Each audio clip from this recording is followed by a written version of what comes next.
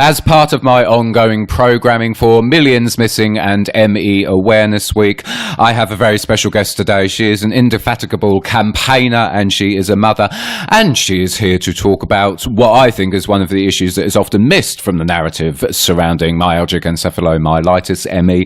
That is the impact on children and their parents and what is actually going on in this country surrounding children who are chronically ill.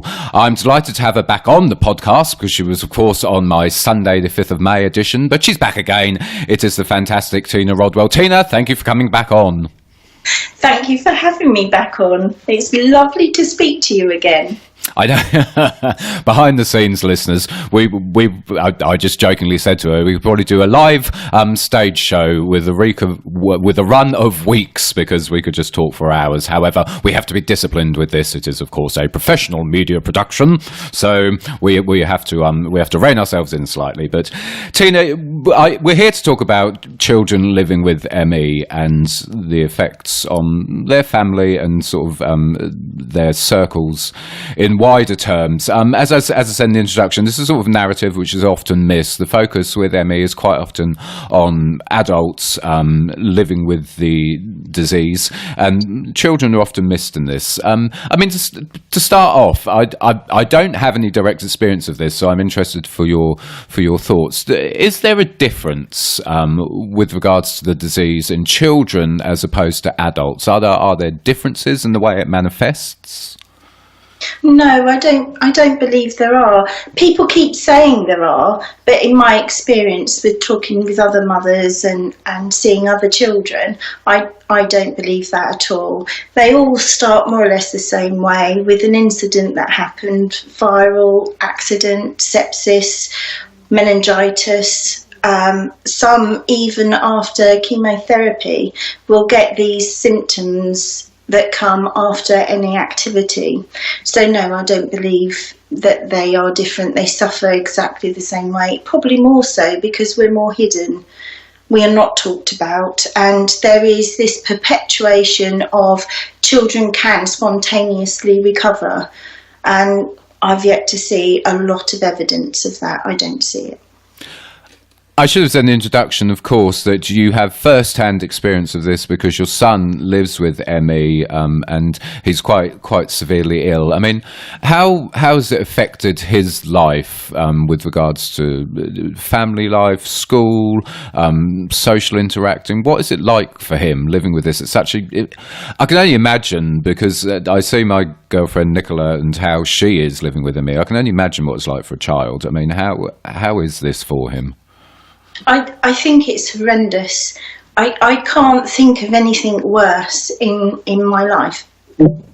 Basically because the doctors don't know how to treat. They don't understand, so they dismiss the child. So I vividly remember coming away from one appointment and he said to me, "Why do doctors hate me so much, Mum? Why won't they listen?" And he feels that anything that he says is just masked over, that it isn't his reality. And it's a form of gaslighting. I don't know if you've ever seen that film, Gaslighting, where the man goes around and turns the gas light up when his wife thinks he's out. Her reality was that the gas was going funny. His reality is that his body's failing him and nobody's listening.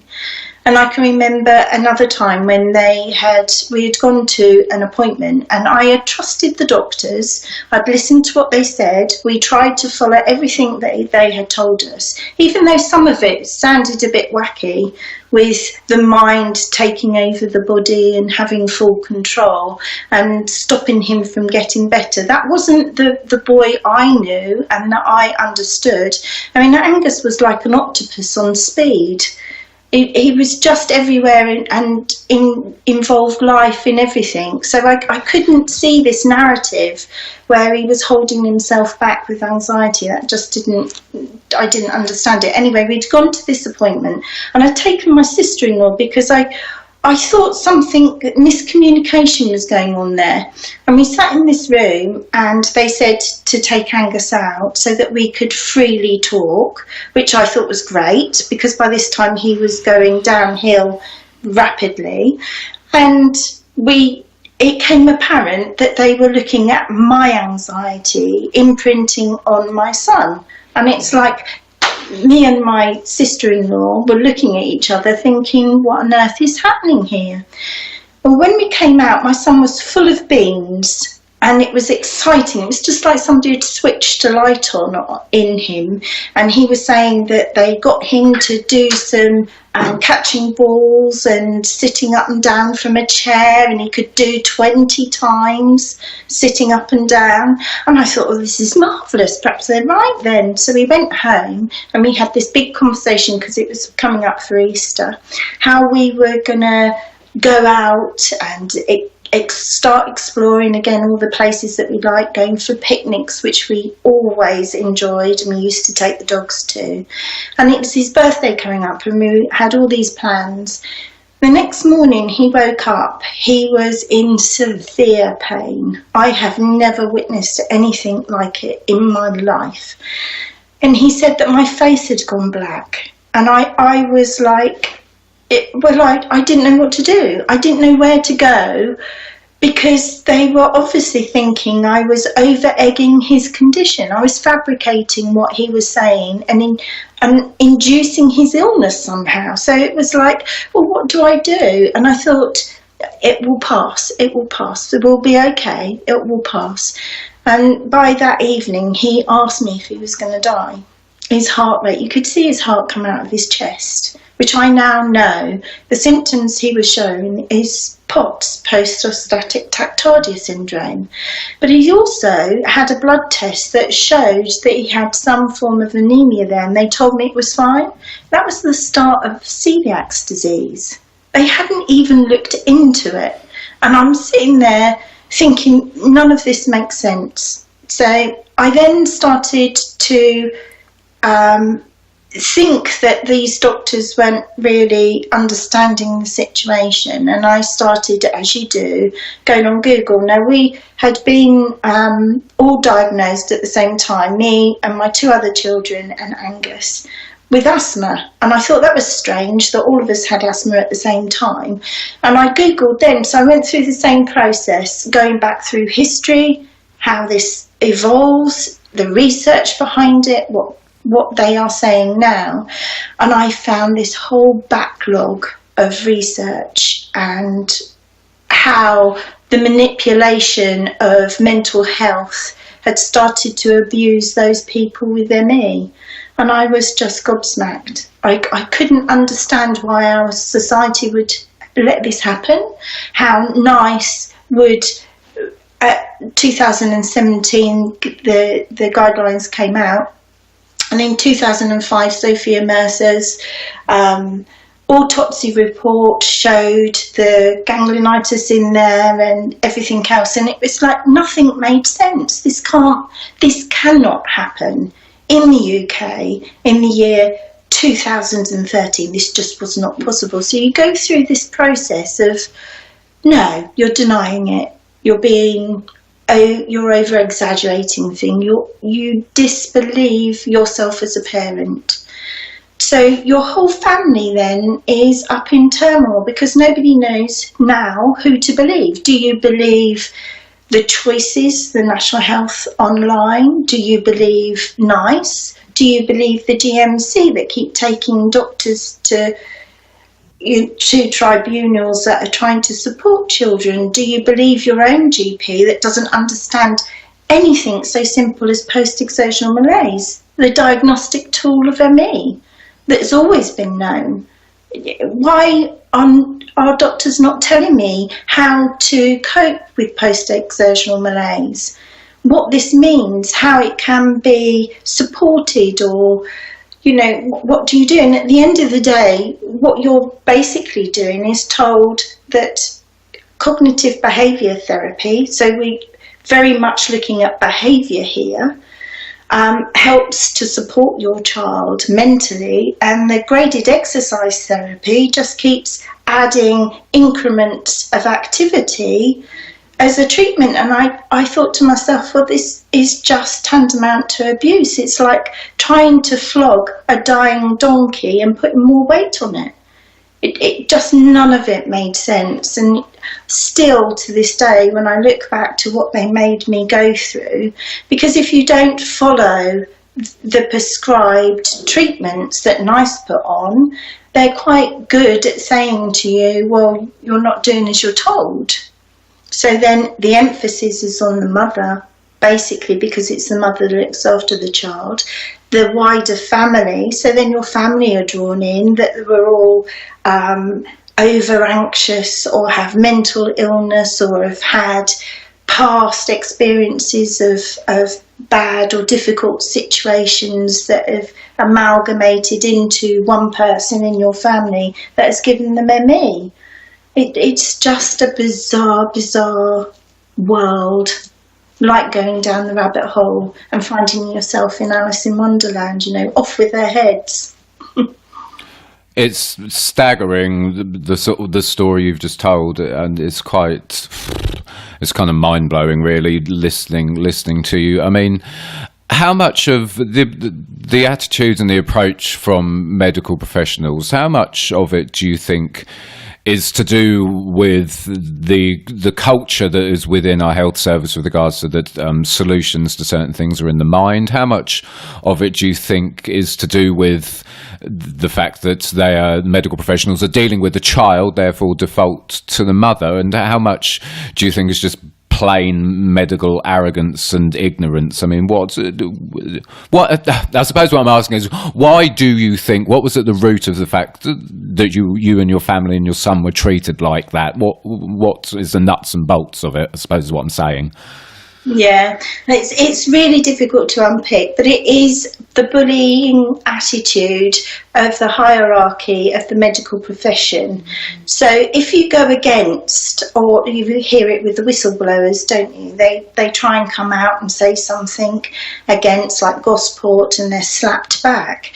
There is no accountability. So the National Health Service England will ask NICE to look at a particular guideline, but they have to fulfill certain criteria that doesn't always fit the illness.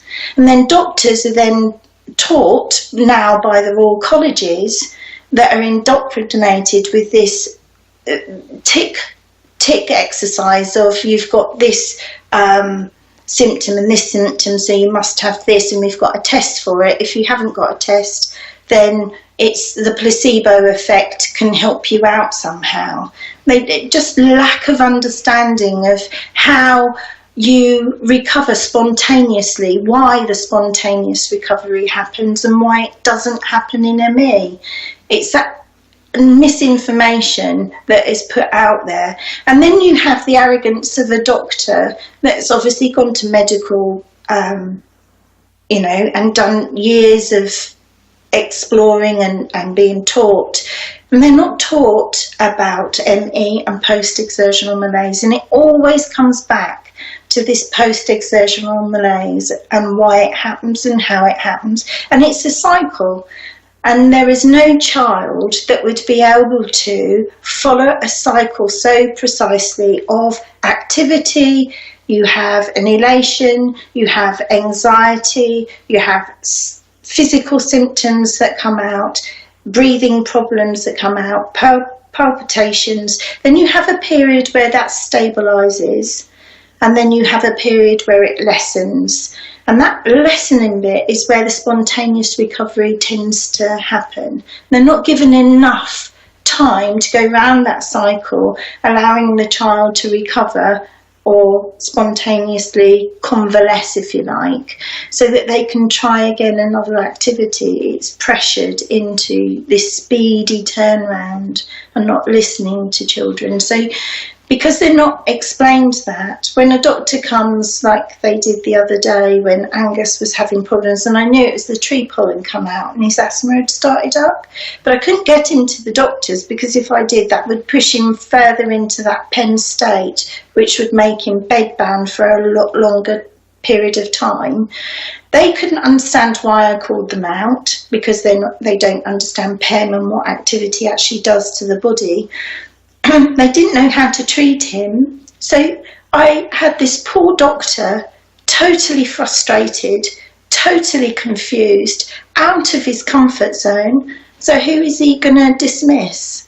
is going to dismiss the mother because I'm a woman and because women fabricate illness. Obviously, we're mass hysteria, aren't we? And we're going back to that Freudian belief that the mother is the root of all evil of society. So you're fighting constantly as a woman, as a person, and trying to protect. So when I say to them, if I bring him down, he's going to get poorly, that triggers a response in the doctor of, oh gosh, this is one of those women. And they're not listening to the end bit, which is, if you give me time and let him recover, I can bring him down. They're not listening. No, absolutely. And I have first-hand experience of them not listening with an adult, so I can't even begin to imagine what it's like as a mother with a child. We've touched on the sort of arrogance and... I'm trying not to swear, the arrogance of medical professionals and the systematic flaws within the NHS. But of course, with regards to ME in children, it has even further reaching implications than that. I mean, another area in all this which is so unreported and hardly ever discussed, but it's one of those sort of devastating areas of this, is the interaction between children with ME and their parents and social services. It's a particular bugbear of mine for various reasons, but I mean, there's some real. I think I saw that the estimate, isn't it, is 25,000 children a year are in some way affected by social services when they're living with myalgic encephalomyelitis ME, or their parents are living with it. I mean, again, it's a narrative we don't often hear. Are we seeing the same problem in social services with regards to children being taken away, put into foster care, or children being placed under protection because of misunderstanding and arrogance? Is it by default the same issue that parents and children with ME have with the medical profession?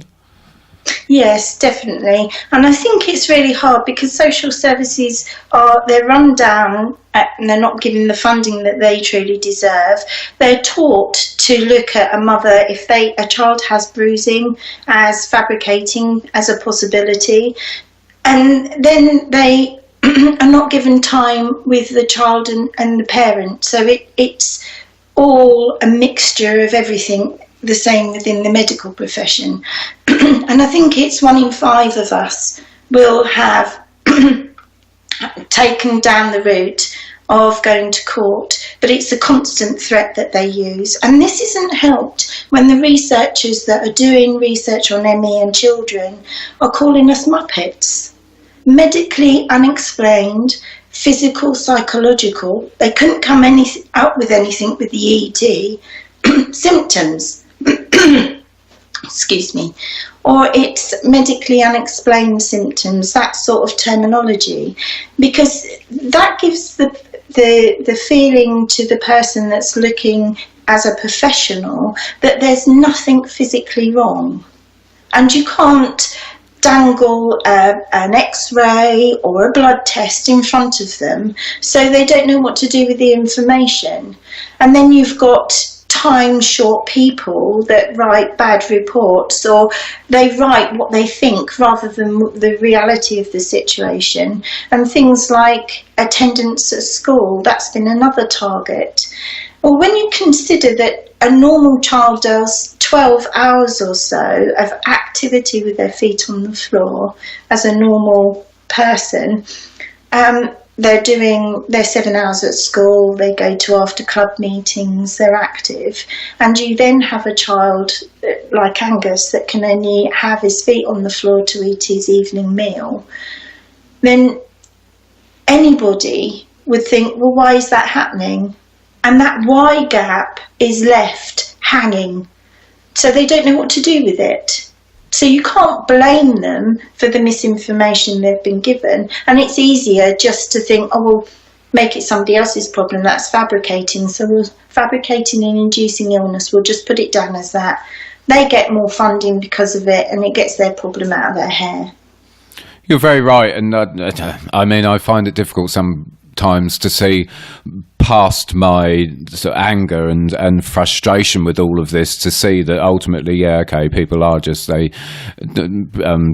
government agencies like social services and like the medical profession are often, it's ignorance by default because they haven't got the information. And I mean, it's ironic really that it's quite often Nicola who has to pull me back and go, well, look, come on, sort of try and balance it out a bit. I'm just interested because you touched on education there, and we haven't discussed it. How does Angus get on with regards to the education system? What's yours and his experience been like of that? Because that again, that's another whole can of worms which I never see fully opened as such. How is education for him? It's really, really hard. When you take a person that is active and quite capable, and it's like watching somebody with Alzheimer's. He just reminds me of my great-granddad when I used to go and visit him. He was lucid for an amount of time, and then all of a sudden his faculties went. And when Angus is in a PEM state, he will very often open the fridge and say, "What's my name, Mum?" "Well, what do you mean, what's your name?" And he's got a glass in his hand. We've got one of those fridges where you get the water out of the fridge, and it's quite cool for him. And he gets very frustrated because I can't understand what he's asking of me. And he doesn't understand what he's asking. He'll then look at the glass and think, well, what am I doing here? And when you put that sort of child in an educational setting, they think it's behavioural.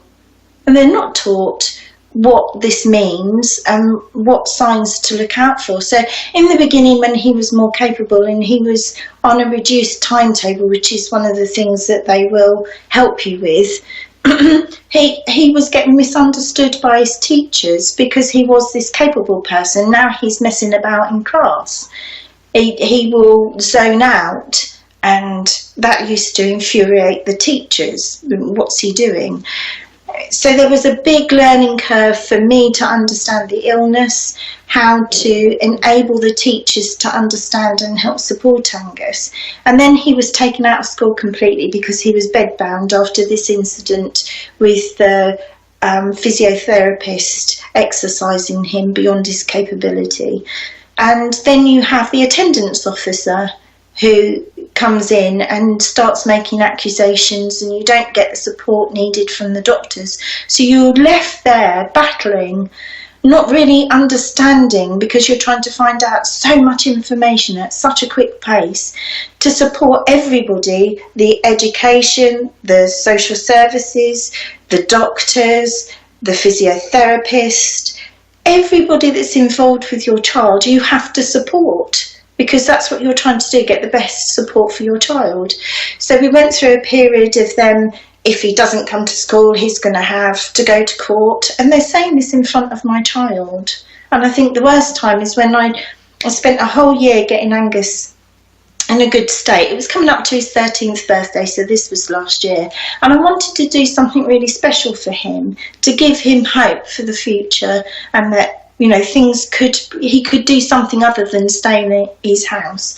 So we prepared him, and I call it going in training. So we had made sure that he was out of his PEM state as much as possible, and he was as fit as he could be. And we took him to Thetford Forest, which is about an hour's down the way, and you'll hear a lot about pacing. I don't really agree with pacing because it never takes into account the 48 hours of the symptoms coming out after you've done an activity. But we tried very gradually. We had a car journey. We stopped the car because he doesn't travel very well. We stayed in the car to allow his body to rest. We went and had a meal. We went back in the car. We went to the place where we were staying, and we rested the next day. The next day was his birthday, and the whole idea was to go on a quad bike experience for 40 minutes and to do bow and arrows because he wanted to do that. And we were going to do that as a whole family, and I'm useless, so that was going to be really funny because I'm no good. I try really hard, but I'm just incapable. So we had got all this wonderful things going on, and my husband has never really seen what PEM actually means. And he had 45 minutes of absolutely elation. You could see it on his face. And the fact that he could still do something and he was really good at it was amazing. So we were all joyous and excited. He got off and he collapsed. He could no longer walk. He could no longer see. He was in horrendous pain. And my husband looked at me and I had to hold my husband up because the sheer shock of that happening to his child was, you give him this idea that you get to a standard and it's a base and you build on that base and you will never go back down. It's total bananas, and that he's still not back to where he was from that incident, and I have to carry that. I have to carry that responsibility. That responsibility is mine only because I'm his protector. I'm the one that should know better. I knew all the information around it. So I have that now for the rest of my life. I don't know if Angus will ever recover. I don't know whether they'll ever get any form of treatment. They've given him nothing. No treatment for his POTS, his celiac, all these things that could support him, and they just don't know what they're doing. And I can't trust them anymore. Where do you go with your trust with these people? You know, he's my most precious thing. And I sort of agree with Dr. Myhill here. He's like a car. He has an engine, he has electronics that need to work, and you've got to put the right fuel in, and you've got to make sure he's right. And I wrote a blog about this many years ago, and it's like having this most wonderful prized possession that you really treasure, and you put in the garage and you do all the stuff in, and then you go for a weekend away, say to the seaside, and you're waiting for your ice cream, and it splutters. And you think, oh, that's okay, we bring it back to the garage, I'll tinker with it a little bit more and we'll be fine. And you polish it up and it looks wonderful, and you take it out again and it doesn't even get out of the garage the next time. And you've gone through all the electrics, you've gone through everything else, and nobody can tell you what's wrong. So you just have to sit and look at it. Thank you for being so honest, and you speak with such clarity about what has happened to you and the situation with Angus and for your extended family. I appreciate your candidness, I really do. The kind of overriding theme, I suppose, through everything you've said is we're back to it's the mother's fault, from the medical professions to social services to, quite devastatingly for me, you blame yourself as well. There is a movement, and I do want to just touch briefly on this organisation because they're doing some excellent work. There's a movement growing which is defending mothers. It's not just about ME. It's about parents and specifically mothers more broadly. And it's called Fight Back with a double I on the fight. The link to them will be in the show notes. They're doing some excellent work at the minute, aren't they? And I know you're slightly involved. Tell me a little bit about Fight Back and what they are doing. Well, Fight Back are mothers like me that have been through this, trying to support other mothers when you're like this rabbit in the headlights, when people are just focused on you and you don't know how to stop it. But they also give us a voice. And it's really important that we get heard, because at the moment they're just covering us up, covering the situation up, not allowing us a voice. And that's really a strong point of theirs.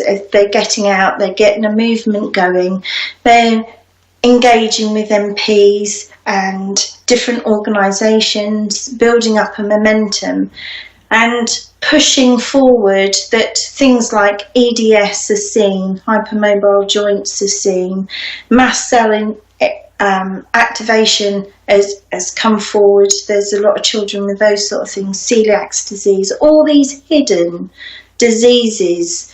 They give you information, they give you support, and they channel you into the right process to go down for education. So it's an amazing group of people. The same with Times Trust that have been there for us. You need to pull all these organisations in to be heard and be taken notice of. But again, you hear anybody speak on the BBC about this. Only local stations, but those local stations are so important, do a fantastic work, and I believe that Radio 5 Live is doing a sequence of talks with these people, which is amazing. No, it is, and I can tell you, living on a council estate in South London, there would be many people who'd benefit from Fight Back. Absolutely, it's one of these sort of unseen, hidden problems, which isn't really hidden at all. You just, most people don't see it or choose not to see it. Just to finish off, Tina, it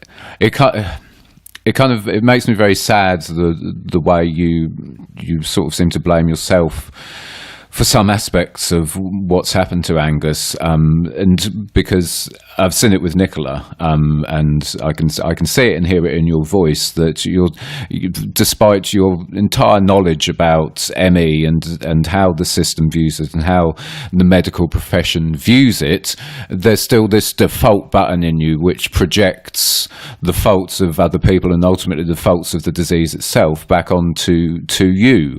I see it all the time with Nicola, and I keep having to remind her of this, and it flashed with you just then. I mean, how do you keep going? Because I can only imagine, as a partner of someone with ME, it is incredibly hard. It's very difficult. It can be exhausting. And I'm not the one who's ill. I'm the one who's supposed to be healthy. As a mother, it must be trauma in the extreme. How do you keep going? I think it's my children. You are the main support. You are the pinnacle of your family. And I have a daughter who works in London now. She's gone through university, and I need to show her that women are what make society. And it's really Angus, the way he views life. He tells me that you can't look back on what has been because you're no longer that family or that person you once were. Don't hold on to it. You can't look into the future because a whole load of things will change and you can't have full control of that. What you must do is live in the now and take the best that you can from what you're doing now. And he needs his voice, and I am sure going to make sure that his voice is heard. That is my child, and he is strong, independent, vibrant, and he will be the best he can be because I'll make it happen. I think that is the best approach you can have amidst the myriad of everything else that goes on surrounding ME. That was really powerful, Tina. Thank you so much for coming on and being, again, as I said, so candid and so eloquent about the situation, not just for yourself, but for Angus as well, and the implications more broadly. There will, of course, be links in the show notes to Fight Back and other organisations and more information about Millions Missing, which we are currently in the national and international week of. But for the minute, Tina, thank you so much for coming on the podcast. Thank you, Steve, and big marshmallows hugs to everybody. Thank you.